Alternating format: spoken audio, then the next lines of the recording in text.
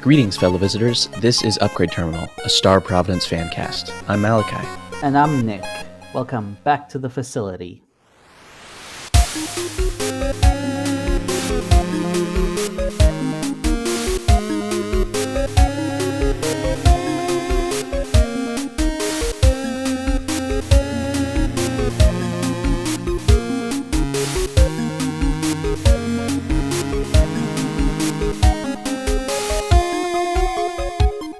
Alright, so this is the second episode regarding beta testers that we're going to be doing.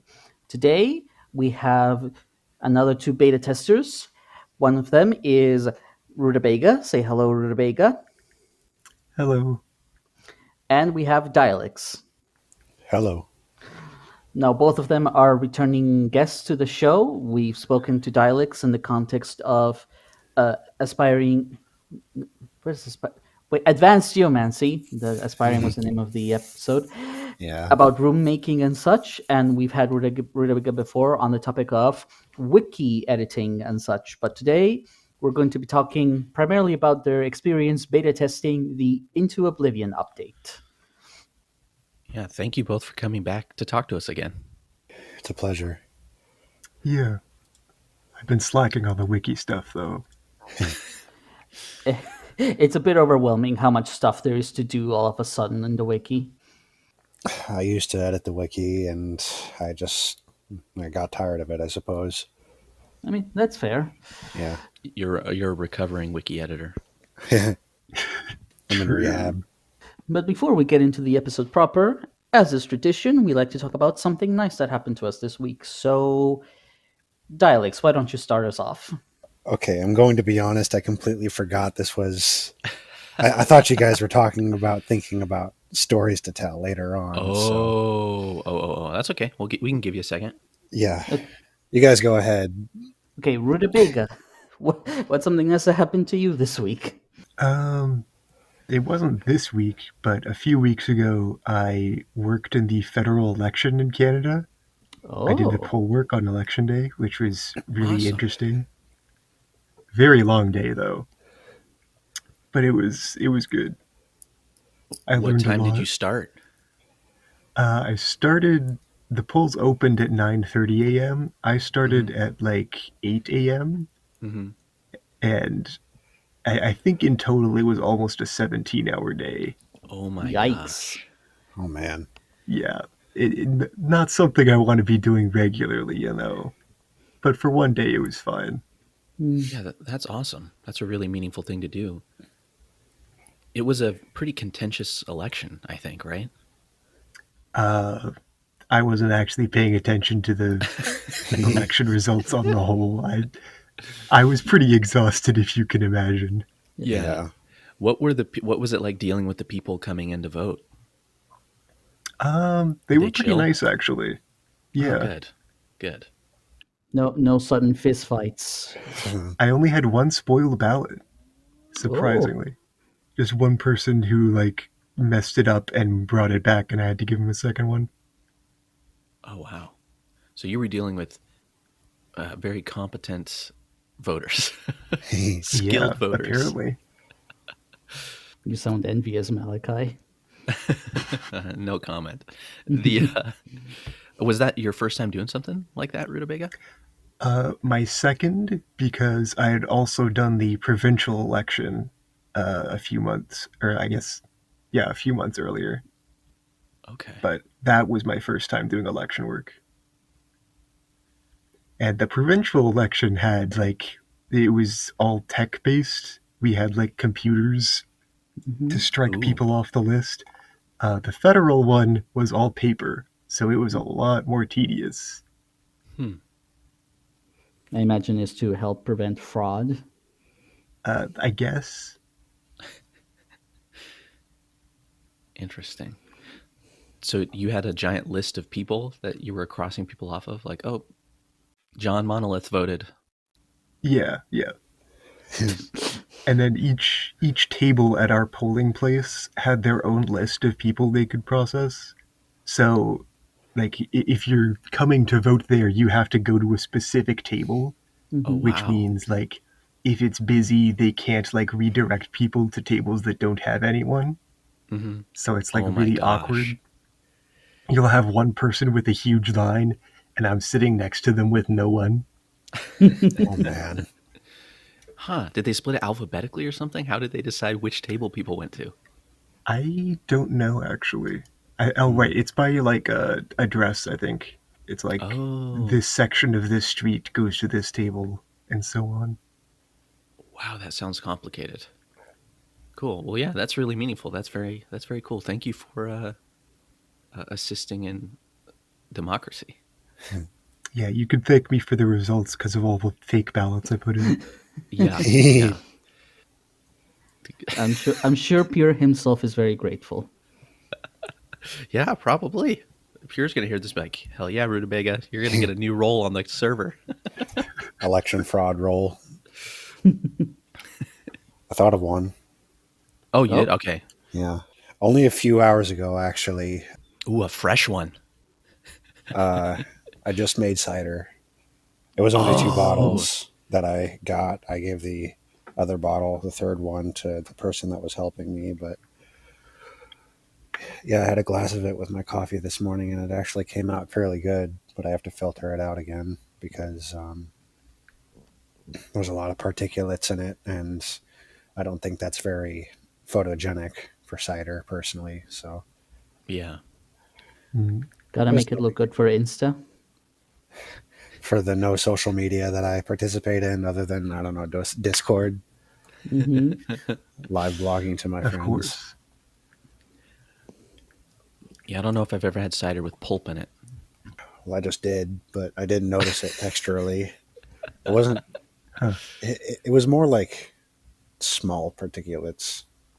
Yeah, I'm probably at the pretty. bottom of the glass when Yeah, you're finishing it. I'm pretty hardcore about there not being like large chunks of anything. So Hmm. I've never had to deal with that yet. A cider enthusiast. Yes. Oh, you have no idea. I'm Oh. psychotic about it. In a good way. I've seen. I think you also mentioned you once made like strawberry cider, right? Am I remembering that right? No, that was probably me talking about my brother accidentally leaving strawberry juice in the back of the fridge and it becoming Oh, wine over the course of 2 years. okay. And I it was did really good misremember that. wine too. It like tasted really good. All right then. But no, I had nothing to do with that. Malachi, what about you? What's something nice that happened to you this week? Um, it is really windy where I live now. This Hmm. place is kind of famous for, or infamous for, its wind. Very cold. So I've really appreciated this jacket I bought. I feel like I mentioned it on the podcast like a couple years ago, but I have this blue North Face like windbreaker slash raincoat that has been one of the best coats I've ever owned. And I got it Hmm. on sale at REI, and man, it's just been a lifesaver this week when I'm out in the wind, which is very cold. I get cold very easily. I don't like it. So I've been out and about and appreciated my jacket keeping me warm. That's nice. I mean, that is similar to how I feel about my green hoodie, which is Mm, like it's a simple thing, but like it's comfortable and keeps me warm, and I just like wearing it. Honestly, if it's not too hot. yeah, there's something so nice about like I'll get really attached to a piece of clothing, an article Hmm. of clothing, if it's like, especially if it has some sort of history to it, and it's like got like great utility. I'm like wearing it all the time. Like I love it so much. Hmm. No, I get that. Yeah. So that's mine. Very simple. But it's still lovely. Nick, what about you? So this week, well, actually, for a couple of weeks, I should say, I've been really getting into Blue Revolver, which is another Mm, shmup game that I've had for a while, but recently it got like a big update called Double Action. And, I love Star of Providence, but sometimes I want something that's a more traditional shmup experience. And Blue Revolver has been really satisfying that itch. Like, I've been really putting a lot of hours in. I've been trying to get better, get higher scores. I'm still not, haven't gotten a 1cc yet, but I'm really working on it. I'm trying to get to the final boss more consistently. And I've been sometimes like on Discord streaming a little bit on my own personal server. Usually when Ruben, friend of the show, Ruben, is around, just like to have his energy in the room, because I know he's a big shmup player. And it's been really enjoyable to have this game that I can really sink my teeth into, and that is really testing me to get better, especially because the final boss kicks my ass real hard. But you wouldn't want any other way, right? Exactly. Yeah. I actually have Blue Revolver, and I've also had it for a long time, and I didn't really vibe with it at first, but once I saw that it got updated a little while ago, I don't know how long it was, I tried it out, and clearly I've gotten better at shmups since then. So it felt a lot more comfortable to play, and I think I should get back to playing it at some point. Maybe give you a run for your money again. It's really good. It's like, see, the problem is I don't know how to describe it because I'm not much of a traditional shmup person, so I don't have a lot of good analogies. But like, it's not too complex to understand of a game. Like, it does have patterns, it does have difficulty, but like, if you, it's not like too complicated to get into. It's not obtuse or tricky or anything like that. Shout out to that time I thought playing Hellsinker would be a good idea. It wasn't. I know It's that. notorious. Yeah. And I will say, I love the soundtrack for Blue Revolver, and Double Action has given so many bangers. Like, seriously, I want to buy this soundtrack on Bandcamp, and I will the moment PlayPal stops being such an horrible, unreliable piece of garbage website. Classic.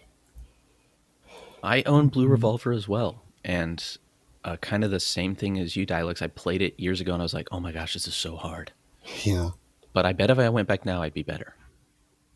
You should just, like, it is a different kind of game from Star of Providence because it is a lot more traditional shmup of like, you get hit once, that's one of your lives gone.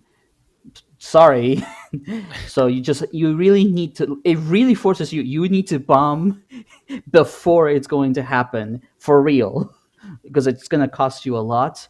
Yeah. And because it has the usual shmup mechanic of like, oh, you get an extend at certain point thresholds, so you want to get big points, but of course, to get big points, you sometimes have to do things in a particular way, and you have to start being like, okay, in this section of this level, I should like build a combo so I get these big points, and then in this other part of the level, I need to do this. You start getting into that mindset of like, okay, you need to have, because it's unlike Star of Providence, in which we improvise. In Blue Revolver, it's very much like, no, you will see the same enemies in the same places every time, very very predictable and consistent. You start developing a consistent plan on how to deal with certain spots and certain bosses and mid bosses. So once you get into that headspace, that's when your brain is like, oh, okay, this is the fun part. This is the bit that's interesting. Yeah. How does it tie into the sequel, Blueprints? Yeah, I was going to say I've been playing a different Blue game. I need to get back to playing Blueprints. I need to not play Blueprints. I assume you've seen the Grayson article he made about Blueprints. I haven't read it yet. I've been saving it for the weekend. You are going to appreciate it. I will tell you that much. Thank I you, actually Grayson. asked Rutabaga about it on Blue Sky because I'm like, what kind of game is this? I don't think it's for me. But it's cool that everybody's loving the heck out of it. You've played quite a bit of it, right, Rutabaga? Oh yeah, I've played too much of it. Can one play too much of a game? That's Yes. a philosophical question that we're not going to explore on this podcast. But for the record, the answer is yes. All right. Well, again, thank you both for being here. I have a question for all of you. Mm-hmm. And this is the question that me as a non-beta tester, I'm always very curious about. How were you recruited? Were you recruited by a shadowy figure in a hooded cloak? I mean, I already answered this question the other episode, so I'll just let these two Yeah. have a stab See, at Yeah, it. we were recruited the same way in a kind of uh, unorthodox way. Uh-huh. Literally, just one day, we were both given the role without being told or anything. They just waited to see until we'd notice. yeah, and it didn't take more than a couple of minutes for either of us to see. Yeah, because the new channel showed up as unread, so we both Yeah. spotted it immediately. Mm-hmm. And I Interesting. I clicked on the channel and didn't say anything. I was just like, "What is this?" and started back reading, and eventually figured it out. Oh, that's awesome. And then while I was back reading, Dialixx posted a message, and I was like, "Oh, you're here too." So no one asked either of you. You were just kind of forced into indentured servitude. Yeah, Well- basically. I mean, we were both already pretty established in the community, so it was kind of inevitable, it seemed. Yeah, this was after I had done my absurd score run and a bunch of wiki work already. I did some speed running. I did, well, 100,000 bytes on the wiki or something like that. Oh, wow. Characters. Yeah, I mean, obviously you'd been around for a while and Pure knew he could trust you both. Yeah. That's a fun way to be recruited. Surprise. Yeah. Again, Pure's tactic of if I am going to invite beta testers, don't tell them. Just give them the role and see when they show up. It's always entertaining. So once everyone was brought in, were you brought in before there was a Into Oblivion beta?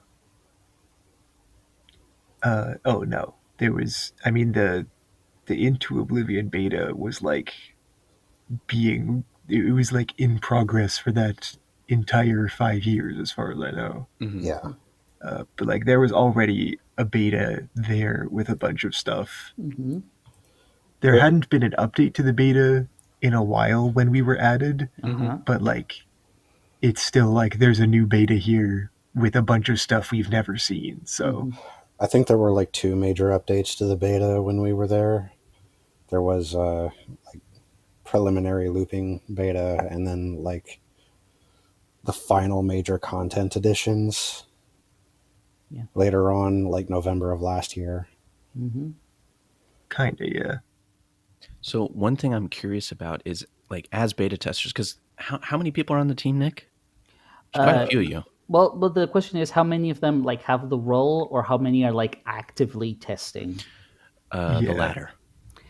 Okay, so it was myself, it was Rutabaga, it was Dialixx, there was Taylor, there was Coolant, Aki showed up a little bit right at the end, Bullet was there, Aika was there, Zaro was there.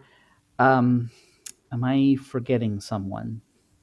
Because I have 9 people so far who are actively beta testing to some degree. Oh, Neo was so there's Neo. 10 people beta testing at the time. Okay. So of those 10 people, my question is, how much coordination do you guys do as beta testers? Is it just everybody jump in and play the game, or did you kind of divide and conquer? Nah, we just jump in and play the game. We were just screwing around. No, yeah, we just play the game on our own. There's no division of labor of okay, you do loops and I'll do trials and I'll do this stuff. It's just everyone just does whatever. There is of course the tendency that some players, because of how they play the game, will tend to find things related to certain areas. But for the most part, it's just everyone just does whatever. Occasionally Pierre sends out a new build and it's okay, what's new? Is he appears to be oh, try doing this, and we'll all just jump in and try and see what we find. I see. Well, what are some stories from your time as beta testers? I think Dialixx has something prepared. I mean, I always enjoyed when we initially got into calls whenever a big update would happen and we would hang out for a while. Yeah. I think I was the first to find I think I was the first to get to the end of loop 13, and Flan thought it was going to take weeks. No, it just took a couple runs for me to get there. I died, of course. Yeah. But you caught a glimpse. yeah, it was an astonishing moment, really. Like every single because the thing is, again, Pure loves reactions, so he would encourage us to stream, so he would join the call to witness it. And every time someone got to the end of loop 13, it's a big holy shit moment every single time. Oh yeah. Yeah. Speaking of which, it still Pure is. had like a rule that when we were actually unlocking Trial 5, it's like you can't play Trial 5 without recording or streaming. You have to have a cool. recording. That's cool. That the way Pure phrased it one time, I don't know exactly why, but he was like, Dialixx, are you breaking the law? And like, he meant like, are you playing Trial 5 without streaming? And I was like, what the hell do you know that I don't? I was basically just like, I asked him what he meant, basically. I can't remember what I was thinking at the time. Yeah. I must have been out of it. But it was really entertaining. Mm-hmm. That definitely sounds really fun to have like all the beta testers in a call and everybody streaming and playing, and I'm like imagining Pure and the developers like with like you know, you can watch multiple streams at once in Discord, and they're probably just like have a huge grins on their faces as everybody inches towards the end of loop 13. Well, the thing is, like, depending on the skill level of some beta testers, like Dialixx and over here is like obviously like, oh, I just got like loop 13 easy. I died at the end, but like I got there easy. But some beta testers, perhaps some that don't play as regularly or as intensely, maybe don't quite get there at the same pace. And Sure. Trial 5 in particular was one of those things. Is like it was such an ordeal to get through, and like It's an ordeal to unlock it. Yeah, well, unlocking it is interesting. Can we talk about the trial secrets? I mean, That at was a this whole point, thing. yeah, we're it's out in the open. We're in full spoiler territory. Yeah. But just in Yeah, case if there's so- anyone listening to this that doesn't want to hear the secrets of the trials, Yeah, this is your last warning. yes, go for it, Ruta. So when the trials were first added, there was trial 1 through 4, and trial 5 was also unlocked, but there wasn't anything there. It was just a blank room. Mm-hmm. And like we played through the trials, and then Flan mentioned something about like, if you find any secret Flans in the trials, let me know. And I think that from what I understand, those were the placeholders for the like keys that are there now. Mm-hmm. Oh, Yeah. But I wouldn't know because I never found any of the Flans until after they were replaced by the actual keys. So I have a story about that. It's like, so the way you solve trial 3 is like you have the pushing blocks, right? And I very early on, like, okay, we're doing the trials and like, okay, do it a couple of times. And I very early on, I was like, well, what happens if I do this? Like, I was in a call with the devs, and what happens if I do this? And I did the thing, and Peter's like, oh. And then he was like, oh, is he gonna? And then I just never could get it in like in that version of the beta. Probably because like the puzzles were frustrating to do and like I couldn't solve them. And Pure then told me that Flan was being driven absolutely insane by the fact that I had found one of the things to do, but then I never like went all the way with it. So I technically had the solution, but he was like, why didn't he actually complete it? Because I did not find any of that until the update, which did add trial 5 and all of the stuff, and it was complete. But before then, I just never found it, and he was real mad. he's like, I gave you all the clues, Nick. Yeah, but it was like Yeah. it's I get it, but it's frustrating, and like I did not know that there was going to be that reward at the end of it. It was just kind of like, this is just a weird thing I can do, huh? Oh well, must be nothing. Oh well. Yeah.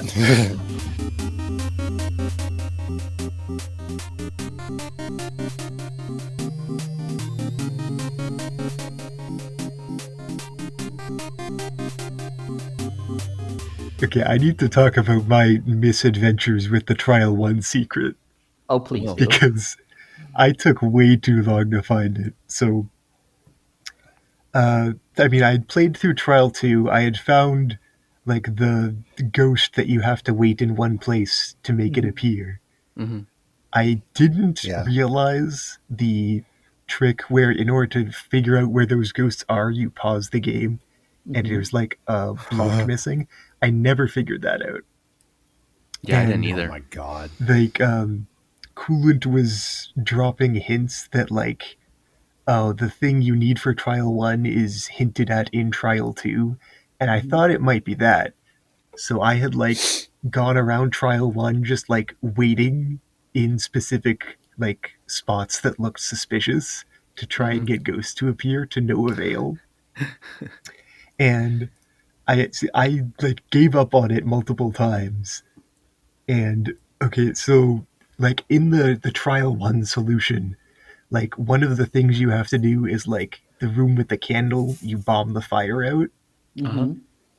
but like without doing the first step, none of the blue fires appear for you to bomb out. So you have to do the first step.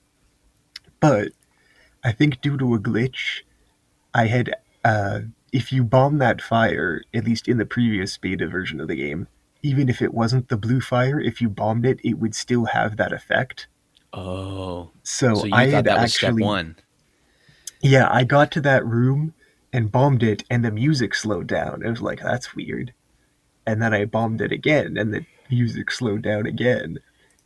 You're talking about the one room with a little hidey hole near the end, right? Yeah, that candle.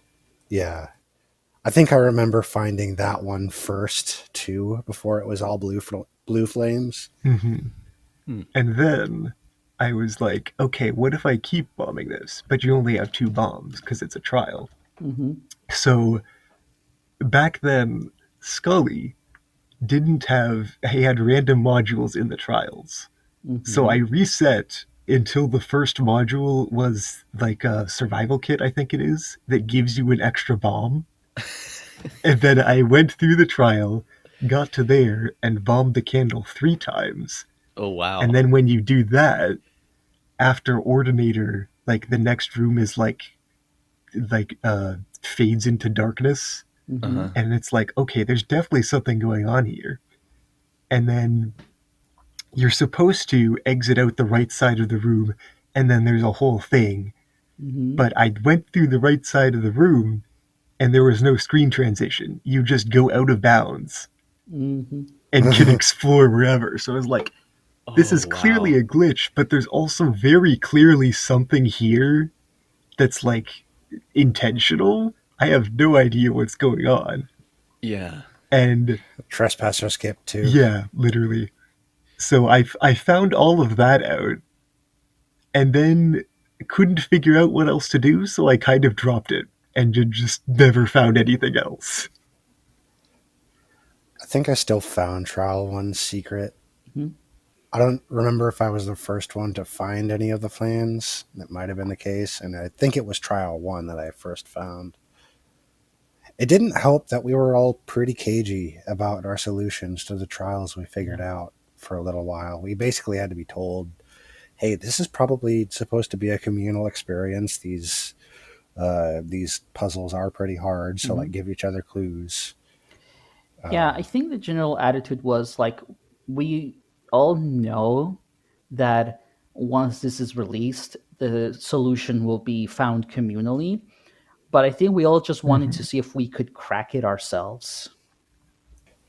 I Yeah. know at least me, Rutabaga, and Coolant are all puzzle nerds and are like, Yeah, you're all Void Stranger we're fans. already by default. Yes, we all played Void Stranger, I'm pretty sure. Yeah. But yeah, we were all like especially cagey because of that.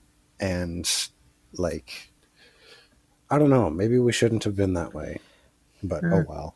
I do also want to mention, like, I I also think I eventually managed to get all of the keys on my own, but at the time in beta, the solution to trial number 4 had like a backup solution, which does not exist in the game anymore. But at one point, because the way you're supposed to solve trial 4 is okay, you have to notice the shape and you have to recreate it at the end by clearing certain blocks. That's the intended solution.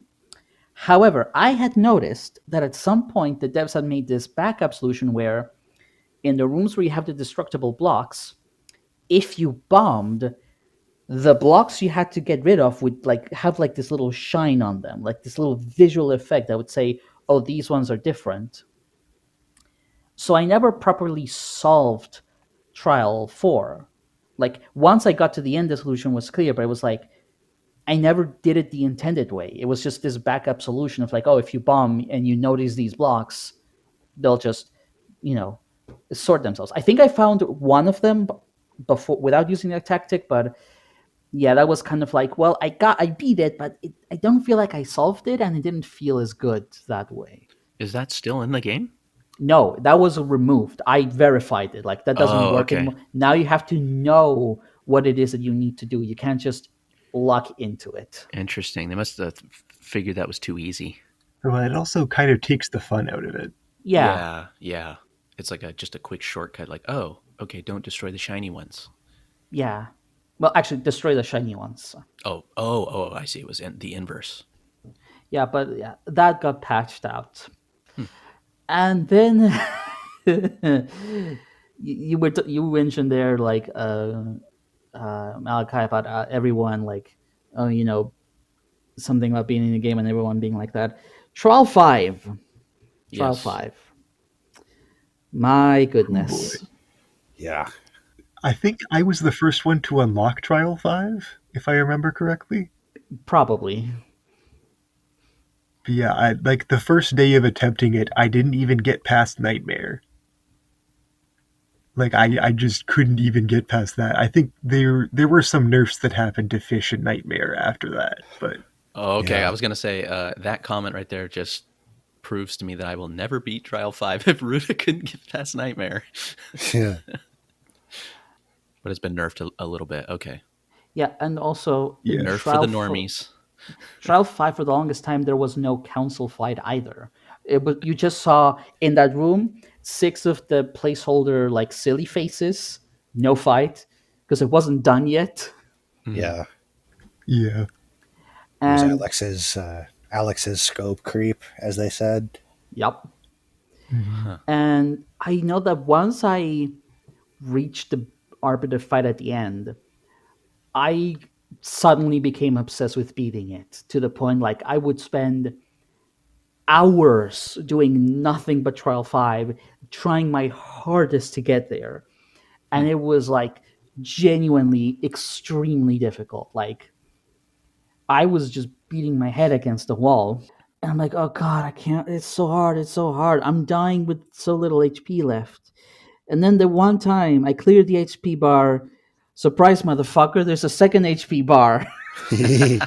And I messaged that to Pure, and Pure then sent me a screenshot of a chat log he had with Alex Surfan and be like, man, Nick's gonna be pissed when he finds out there's another one. It's like, fuck you, man. And I want to put it on the record. I know I've said it in the Discord a bunch of times. I want to put it on the record. In an early version of Trial 5, once you go from like the first HP bar of Arbiter to the second HP bar, nowadays it drops like 10 hearts. At one point, it dropped one. One heart. That's all you got. I think it drops 8 Yeah. hearts. Yeah, something like that. But like it drops enough that you can fully restock and get a shield. Yeah. But it used to be you get one. Yeah, Arbiter's had a few other nerfs to his attacks as well since the beta, so it was a harder version of the fight. Yeah. There's a lot of attacks. I think like there were some attacks that were like in the beta for like a single week before it was released publicly. Data Angel also kind of had that going on with it. Flam Oh, yeah. was Like he was really going hard with trying to get Data Angel correct and good and balanced for a Mhm. while. And apparently there were attacks that never even got seen by anybody that got cut.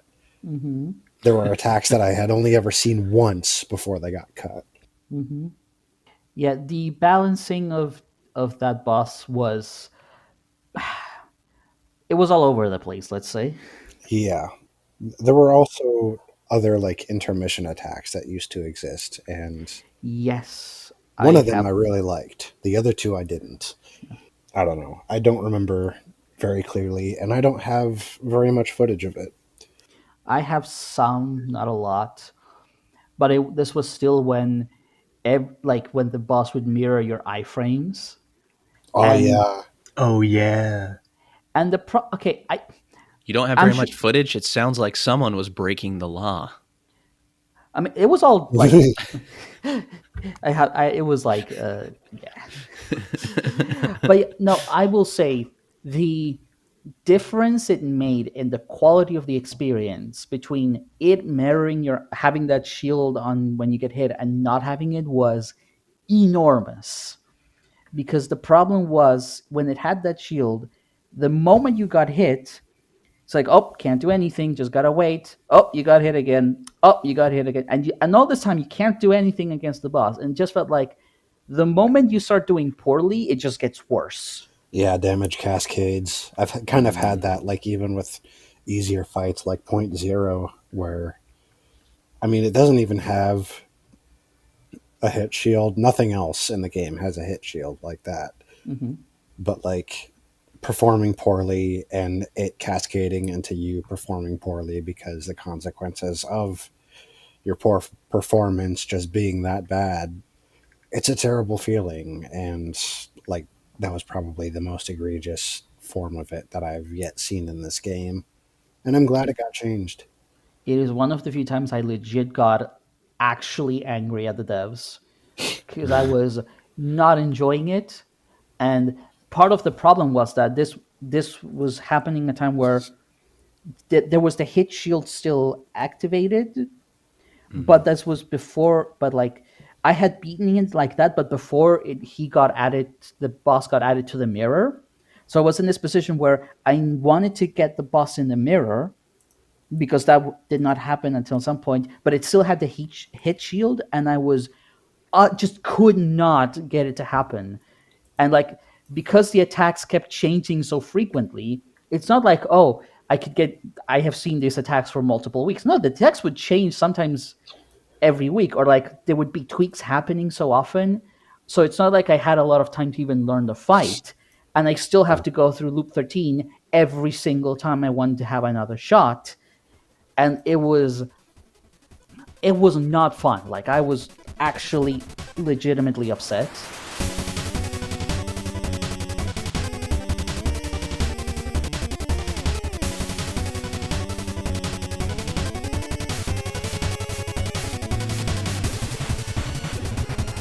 Another thing that kind of ties into that, Mm-hmm. Data Angel never used to have a practice mode, Yep.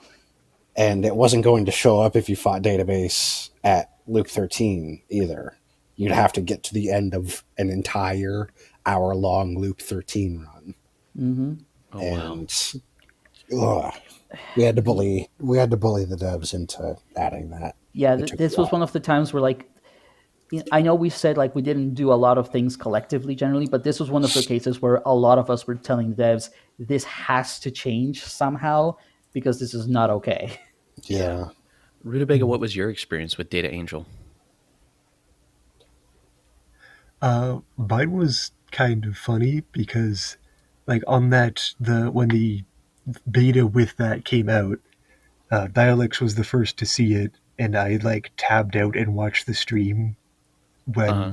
while he was fighting it, and then I started a Loop 13 Scully run, and I think that very run I beat it just like unceremoniously, and I was Uh-huh. the first person to beat it, but like not really. It didn't count. Did Flan you beat it? Yeah, I posted it in the the text chat, but I wasn't streaming. Oh, I see. No, no, I'm the one that's supposed to ask you what the deal is with you breaking the law. My gosh, you're all admitting to crimes on this podcast. Let's hope Pure doesn't listen to this episode. Oh, Pure already shot us all in the back of the head. It's fine. Yeah. So I don't know. I kind of like the hit shield, honestly. Like For bombing, I'm like, okay you with would. it being removed, but I liked it. I don't know. Well, Flan was saying maybe he'd make that the difference for hard mode. I think it would be still too much for hard mode. I think Flynn's talked about adding attacks and whatnot for hard mode, and I think that's the way to go about it, because it'll be a completely different fight that you have to learn separately for hard mode. But Yeah, I don't know what he's but going to like I want you to imagine I agree with Dialixx, because for a lot of people having to do the attack affectionately known as washing machine with the hit shield was just miserable. That is true. I enjoyed the hit shield more with the previous versions of the dual layer attacks. Yeah. I still do not know how to dodge washing machine. I vaguely know how to dodge it, but I'm not good at it. I have a confession to make. Uh-huh. I haven't beat Data Angel since Washing Machine got added. Oh. But you still have the record on your beta from your beta days, right? The record? As in, like, when the live version, you inherited all the victory from your beta version, so like you do have all of the associated clears and stuff. For the most part, I have like Steam achievements to get, but actually, never mind. I must have beat it because I have the achievement Decoherence. Well, there you go. So never mind. I just don't remember the clear somehow. That's all right. The first time I faced Data Angel, I actually beat Data Angel the second time I got there because I just happened to have a good run. Yeah. But it was like one of the greatest gaming experiences of my life because I locked in and I somehow was dodging washing machine. And I was like, That's impressive. "Whoa." I mean, not the entire time, mind you, but there were like several periods of time where I was able to actually dodge for a while, and I was just like adrenaline pumping, like, oh my gosh. I And then when the had fight that- cuts out, I was like, oh my God, did I lose? I actually had that experience with Arbiter. I was grinding that fight for 2 weeks. Yep. Trial 5 was a nightmare, but the first time I got to the second health bar, I beat Arbiter, and I don't know exactly how I did it, but my hands were numb afterwards. I felt like I was dying. My chest was on fire. And yet you'd never felt more alive. No, for real. It was like... Like you were going to pass out? And not that far, but honestly, I live for experiences like that in gaming, to be honest. But man, does it take it out of you. Yep. So your comments lead me to my next question, which were there any suggestions from you personally or from the beta testers together that made it into the final game?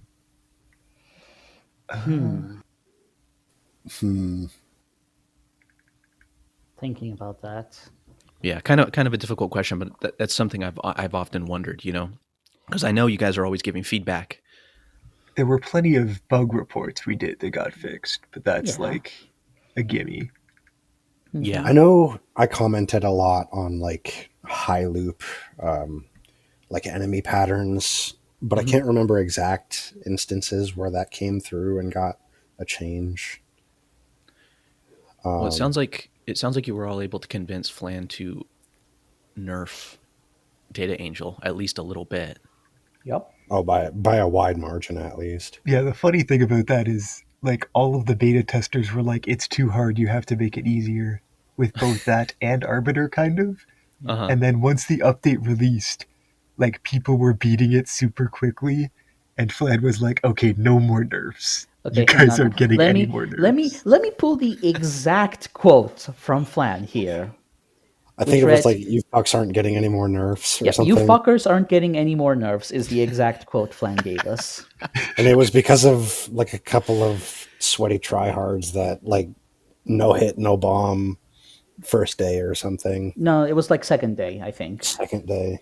Yeah, Yeah. Huh. for less than 48 hours after it had gone public, people had already beaten both of these bosses who were not part of the beta testing. And as Flan was concerned, that was all of the evidence required to be like, actually, my boss fight is perfect. Fuck all of you who say it's too hard. Get good. I mean, I can't blame him for being frustrated because they were all overworked, overstressed, and like Flan in particular was like going really hard on it, focusing really hard on getting that fight to be in a serviceable state. Yeah, And he deserved a break. But he like, absolutely did. But I still think that the timeline, we should say most of the work for the beta test for Into Oblivion, a lot of it happened in the last 3 months before it was publicly released. And you think, oh, 5 years of beta testing, that's a lot. That's a lot of time. It's like, yeah, a lot of it, like there were literally, at one point there was like a full year between beta testing versions. So it's not like all of those 5 years were busy work. Mm-hmm. It was sporadically moments of a lot of work, and the last 3 months were like extremely dense in that regard. Yeah. I honestly didn't think they were going to meet the deadline of like February. Oh And yeah. I guess in a sense they didn't because there was stuff that wasn't finished. But I mean, they released the update in well, like most of it was there. So props to them. Yep. Yeah, they announced the actual release date. It wasn't February 1st. Like I remember when we hit February, I was just like, oh, I was like, I hope this doesn't delay. I really hope Yeah. it doesn't delay. I think they like talked about like if they did delay, it would end up like pissing off the publisher, but I don't remember the details of it. I mean, it was essentially a business promise to the developer. Like it will release like around this time, Mm-hmm. and yeah, Yeah, it's deadlines are difficult. yeah, it's different when like it's just you and like you're a couple of indie devs and you have no real obligations. But when you have a publisher and you're releasing on a different platform and you already have a player base that is expecting it, it's kind of like, it's it's sink or swim. Just get it done. And like by the Mhm. end, we were getting like a new beta every other day because it's just like just churning through the changes as fast as possible. And they Yeah, didn't I really was. even like make notes for it. They just told us, give us notes on what we ought to change. Mhm.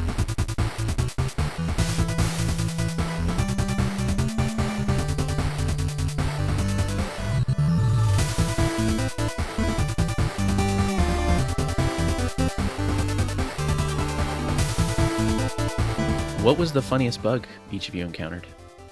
Trespasser. Ooh. Oh, do tell. Oh yeah, Yeah, that was pretty elaborate. good.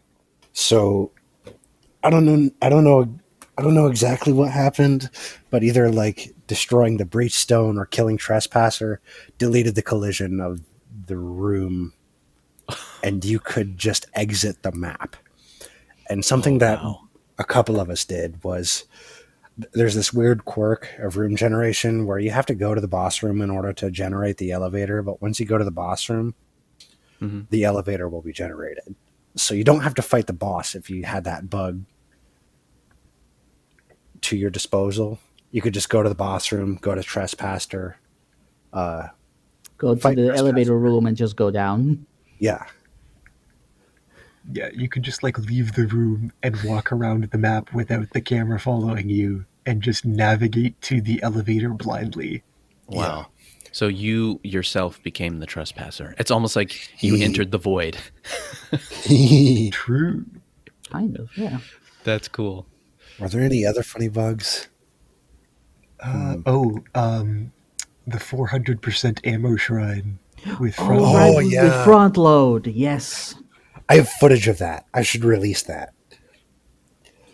You want to Oh, explain it, Rutabaga? Yeah, front load, the keyword that gives you more damage the more ammo you have. uh-huh. It's actually like an I don't think it's exponential specifically, but it's a like very steep curve, Mm-hmm. which normally isn't an issue because it caps out at like 30% extra damage. But with the 400% ammo shrine, it gives you 400% ammo and then halves your max ammo, so you Mm-hmm. end up with like 8 times your weapon's max ammo. Mm-hmm. And And the formula with was that not capped at exponential, 100. That's the thing. yeah, it was not capped. So with that exponential curve, you would be dealing absurd amounts of damage. Like So you could Like just insta-killing melt bosses everybody. damage. like insta killing bosses with a single tick of laser damage. Yeah, I think I at one point got it was like front load plus shotgun pulse waves, and you could just sit on top of anything and kill it instantly. Monolith gone. Yeah. I have a clip of me killing point zero through its damage reduction that happens between phases. Wow. No way. I don't know if I have footage of something like that. Let me go check actually. But yeah, it was just hilarious because it was uncapped, and Pure never thought about it. And then Ruta was like, "Does that work?" It works horrendously well. Yeah, that got capped hard. It's like, yeah, no, you're not allowed to do that anymore. I know at one point, because of something like that, they considered making it like have a negative damage, like a Ugh, damage penalty once you had low no. Oh, enough yeah. ammo. But that Yeah, never that got added, I don't think. for the better, probably. Yeah, that would have felt gross. Hmm. Any other bugs? I know at one point in the bug forum, I like posted a picture of a moth as a joke, Hmm. and then I posted a picture of a weevil in the same thread weeks later. It was funny. I would have appreciate that greatly, Dialixx. Speaking of bugs, I found one that I think was in live, like in the pre update version of the game, but I found it in the beta where, like, when you click the furnish button in the hub and unlock the jukebox, there's that little moment where, like, you click the button and then there's the cutscene of the jukebox falling down, except it's not a cutscene. You can exit out of the menu and move around, and then like clients will start talking over whatever you're doing, and you can do some really weird stuff with that, where you have like multiple menus open at the same time, and you can mess around a lot with that. And I had some fun with that before reporting it. But yeah, that was a fun one. Punch card bug in Monolith real. Monolith isn't real, actually. I don't think I ever heard of that one. I wasn't present for it. It's probably still in the bug tracker like forum thing. I'll go check later. Oh, actually, I thought of another funny bug.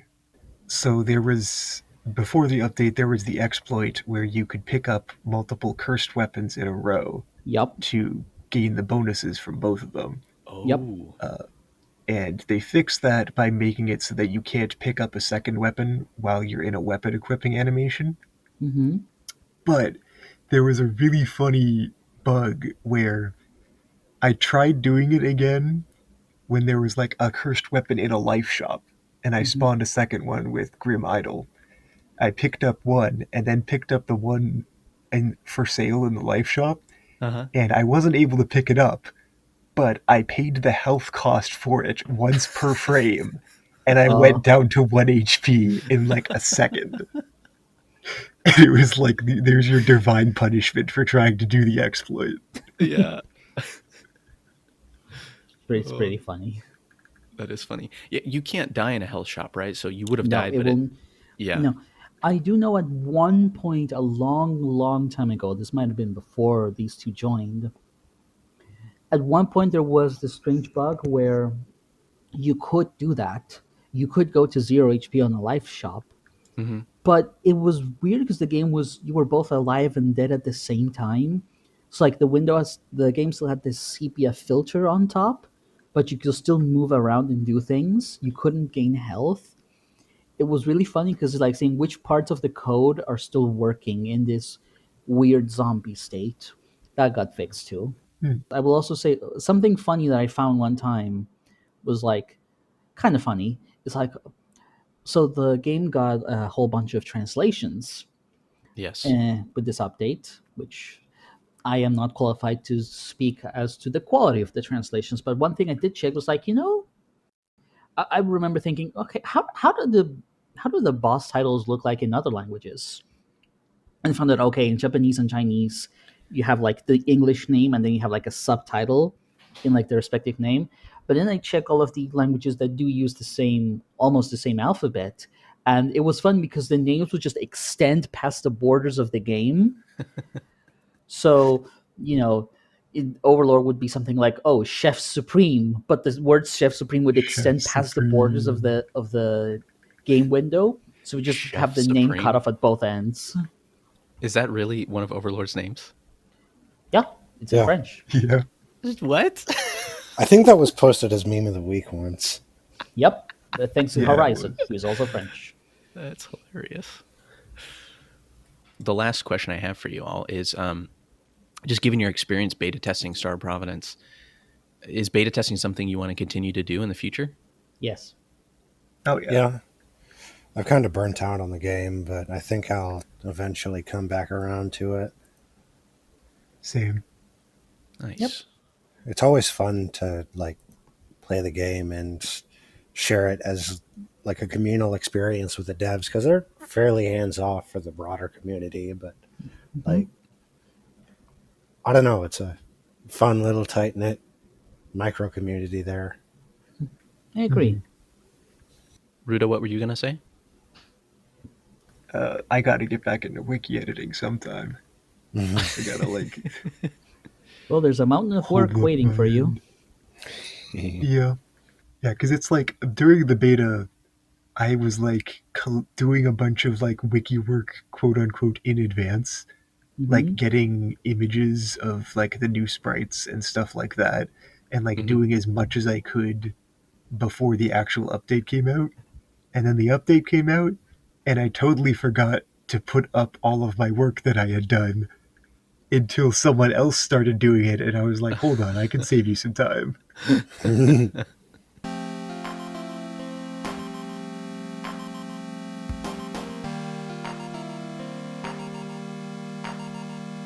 Thanks so much for listening to our Star Providence Fancast. Big thanks as always to Garoslaw and AlexMdle for allowing us to use their music and sound effects in the podcast. Our intro music was made for us by Garo, and yeah, we love it. Thanks, Garo. Yep, thank you so much. And remember, you can listen to the Star of Providence soundtrack, Volumes 1 and 2, and the 5th Anniversary Edition are all available on Garo's Bandcamp. And for this episode in particular, thank you very much to Dialixx Hey. and Rutabaga. Hi. If there's anything you two would like to plug about yourselves, go ahead. No. I got nothing. I make art and I do commissions. That's all. And where can people find you? Let me check what my Discord tag is. It should just be DIALIXX. I make pixel art. All right. And you, Rutabaga? You will never find me. Excellent. If you have any comments or suggestions for the show, you can reach out to us on our Discord server. We'll have the server link in the show notes. And there you will find fellow pilots to talk with and discuss the show. Thanks for listening. We'll hope you'll join us next time. This is what you came for, isn't it? So be it.